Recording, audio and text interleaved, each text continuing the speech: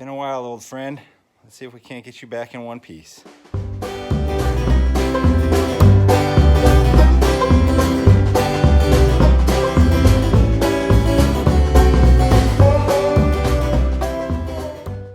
Hello, my friends, and welcome to Tom's Tinkering and Adventures. As you can see behind me here, I got my Kawasaki KFX700. I started this project a while back, and I've taken 2 trips to Alaska since then and worked on a few other things, and this thing's kind of sat here forgotten. I actually took it apart off video and ordered parts, but they've just been hanging out here. So it's time to get going on this. First, before I start, I'd like to say thank you. I have a whole bunch of new subscribers, so if you're watching this and you're fairly new to the channel, thank you very much. I appreciate you. And if you are not a subscriber, please consider doing so. I'd appreciate it. Makes me feel good knowing people are watching this. Maybe I'm helping you out. Maybe you're seeing what I'm doing and you're learning what not to do. I don't know. Either way, I'm going to keep doing what I'm doing because it's working for me. I think it could work for you too. Maybe it doesn't. I don't know. Well, let's get started on this thing here. So, I will put a link to the previous video where I purchased this, got it going, and determined that we have coolant getting into the combustion chamber. The front cylinder was full of water, so I took this cylinder head off, and I will get it back together here. Like I said, sorry I did not video taking it apart, but hopefully the video of putting it back together will help you out if you have to take it apart. And actually anybody can take something apart. I could take almost anything apart. Getting it back together is the key. And hopefully I remember where some of this stuff goes. I do have a manual, online manual, so I'm gonna grab my laptop and we'll bring that out here. Okay, so there's my manual so that I can preach to the choir here on the RTFM, which is Tom's Tinkering and Adventures lingo for read the freaking manual. Which sometimes I fail to do. So on that note, it says that we're supposed to use some Molly B oil on the bolts when we put it in there, so we'll make sure we do that. I have put some copper spray gasket sealant on the head gasket and installed it over here. You can see it. And I have installed the front timing chain guide. Make sure you remember to install that because you'll never get it on otherwise. And one more thing over here. I picked this up. This is a piece of marble countertop. I picked that up on a website here, Buy Nothing. And then you just put in your locality, so Buy Nothing, Pittsburgh, or wherever you might be from. And people are giving away stuff or asking for free stuff. But I got this. And what I use this for is I use this for resurfacing my cylinder heads now. So I taped down a piece of 600 grit wet dry sandpaper and sprayed some, I used WD-40. Sprayed some WD-40 and then just kind of did figure 8s on the cylinder head here to clean up the surface on the bottom of it. So let's see if I can't get you all in the action here. I don't know how well I'm going to be able to get you in here, because it's hard to work here with a camera especially. But what I need to do is I need to try to get this cylinder head in here over that chain and over that guide. I'll try it from this side over here so that maybe you can see. I need to feed the chain through here. I've got a piece of wire on it. Cinematic genius here, huh? Okay. Now, I'm trying to hold everything in here and out of the way. It's not easy. My friends, not easy at all. There we go. We're close. And the timing chain guide came off. Front one. There's a little notch that it fits on in there.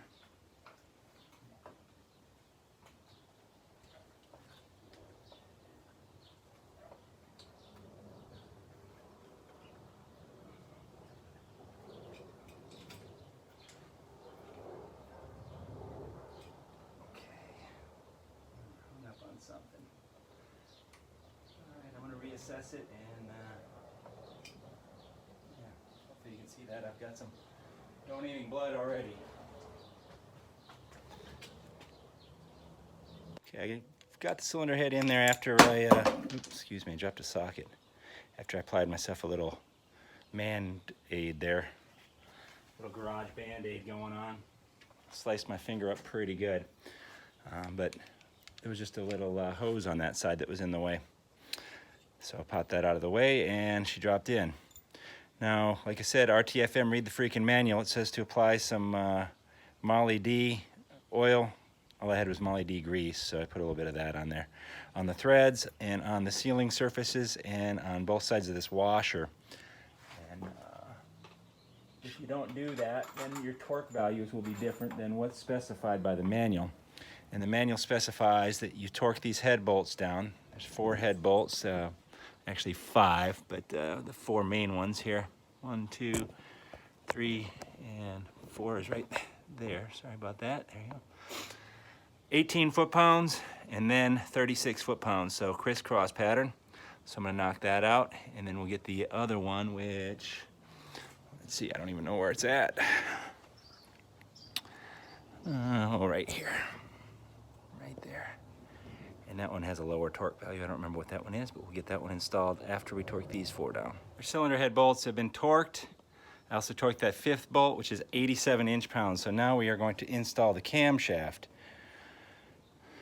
On this camshaft, you have these 2 markings to the left and the right, you can see, and an arrow pointing up. And I'll show you where those all fit in. But first and foremost, you need to get your front cylinder to top dead center. And there is a mark inside of here. Don't know how well you can see it. I should have brought my light along. That says TF, which means top dead center front. Now, the problem with that is that with a twin cylinder engine, you have to be in time with your rear cylinder. So suffice to say, you want to check that before you take this all apart. And if you don't, then you're going to have to make sure your rear cylinder's on time, and then the manual says to have that one timed and then turn your crankshaft 270 degrees clockwise, and that will get your front one in time. So hopefully everything is legit. And what we need to do is put this in so that these 2 side marks, the left and the right one, are parallel with our cylinder head, and the arrow is pointing up. So I'm going to install that and I'll show you what it looks like. And look at that, I got some red paint or something on me. Let's see if we can see these marks here. So there's the arrow, there's that one, and there's that one. Now when you I put my finger here in where the cam tensioner is going to go, you can see it's going to move it just a little bit, but you just want to get it as close as you can. So the next step is going to be, I'm going to apply a bunch of assembly lube up here. If you don't have assembly lube, you can just put oil. But you always want to lube up anything when you take apart a top end like this, because it's going to take a minute for the oil to pump up there.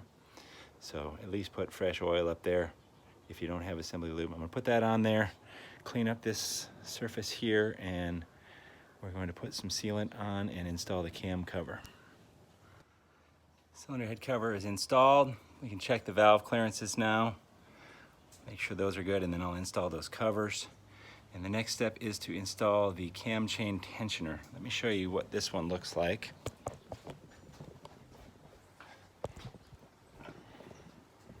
If I can get my camera to stand up here. My camera stand actually broke the other day, but they're gonna mail me a brand new one. Okay, so this is the cam chain tensioner for this model.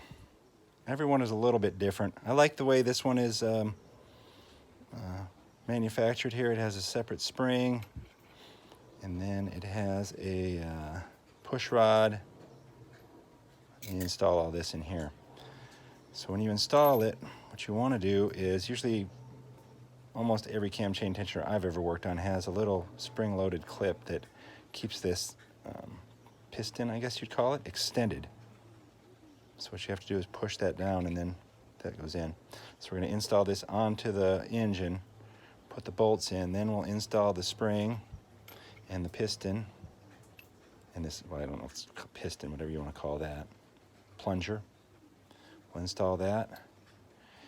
And what that should do is it should extend this thing out as far as it needs to go. It won't retract. And then as the cam chain and the guides and everything wears, this thing is automatically supposed to extend out another. So what happens, I've seen some people mess this up and they try to install this with this extended. And what that does is it pushes pressure against your cam chain, and if you're lucky, you won't break anything. But RTFM, read the manual on how to do this. And there's torque value on these bolts as well, so we'll look that up, torque that, install this. This crush washer ideally would be replaced. I don't think I have a replacement, so we're going to put it on. If it leaks, it's an easy job to replace. So we'll get this installed. Well, now I'm at the point where it's all just about remembering where all these hoses and stuff go, and hooking things up, and very few parts remaining. And this is the part that I hate the most. I wish that I was like a surgeon and I could just finish my surgery and then just say, hey, someone else button her up. But you know, we got to figure out where all these things go. And since I didn't do a teardown video, I don't have that to look at, and I've been out so long, so hopefully my mind still works and I can remember where most of this stuff goes. I remember when I took it apart, it came apart pretty easy, but then again, things always seem to come apart easy. Getting them back in one piece, that's the key. So I'm probably not going to bore you too much with the reassembly of all these items, but we'll get her buttoned up. If I run into anything interesting, I will let you know, and then hopefully we can see if this thing fires up and doesn't blow a bunch of water out the exhaust. Got the air box installed. Got all these different hoses and tubes and stuff installed. The exhaust is on here. What else have I done? Oh, all these air intakes. I don't really understand how this all works, but I know they have these for quads, and same like that Rhino there for this CVT. I guess it needs the air to come in and air to go out. I don't know which one is which, but got those installed. And that's pretty much everything. I put some water in. I had some coolant. I put in coolant and then topped it off with a little bit of water because we're going to drain that after it gets hot. And let's see, I can't remember if I drained this oil or not. And it's got oil. It's not pretty, but it's not terrible either. I think we're just going to run that for a little bit. Well, that is assuming that she runs. We'll run that for a little bit and then drain it. I'm going to have to drain the oil a couple times. So I imagine that when it starts, that I'll run it for a little bit. And then we'll drain that oil, put some in, run that a little bit longer, and then hopefully third time's a charm, and it'll get most of that water out of there. Let me set you up. There was a lot of bolts and stuff missing on here too. I don't remember, I don't know if y'all remember from the first video. Lots of little bolts and hardware missing, so I've replaced most of that. And oh yeah, before I go any further here too, I switched out these paddle tires, welded a bunch of things, welded that bracket. You can see that ugly welding, that's me. But it's on there. I don't have a great welder, and I am not a good welder myself either. So between the two, let's see what happens. Choke is on, fuel is on, brake is on. Making noises.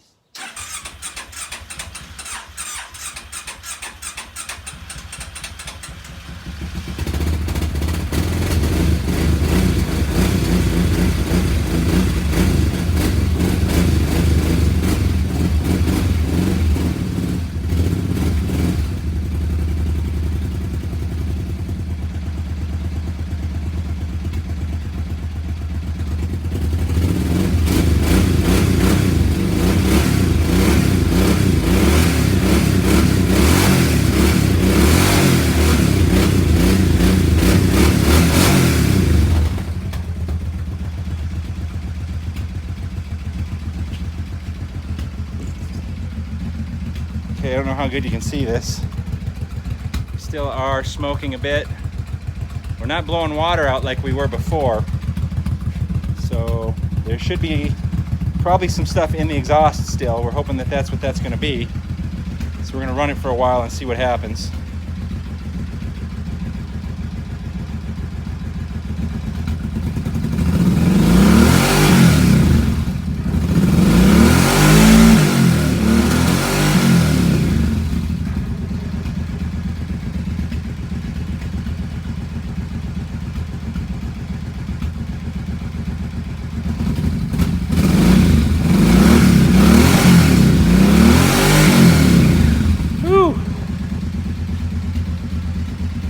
Well, I'm not feeling overly confident on it right now, to be honest.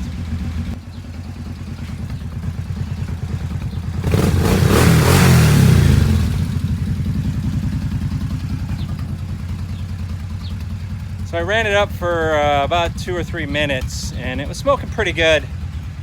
I was getting pretty discouraged, but I decided let's change the oil. So I changed out the oil, started it up again, and I'd say most of the smoke is gone. We still have a little bit, but it's not blowing it out like it was. It was blowing out pretty good sized clouds out of it before.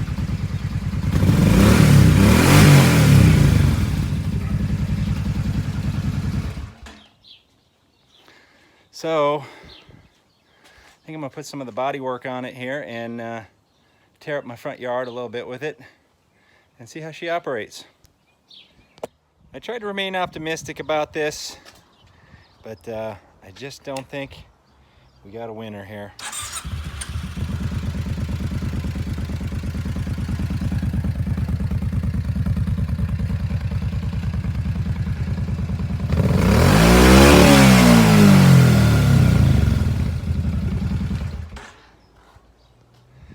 Sometimes it doesn't smoke at all, and then other times it's smoking pretty bad. Now, I really don't know what the heck that could be. Now, with all the traveling and stuff I had going on, I got a little bit on the lazy side, and I only did one head gasket, the front one. Now, we know that cylinder was filling up with water. Well, the back one, I really probably should have done it. And I think I'm probably going to end up pulling that off and doing the rear cylinder head. It's kind of funny because right a couple minutes before this, it was sure smoking bad. Now it's... Yeah, you can see a little bit. Maybe you can see it, maybe not.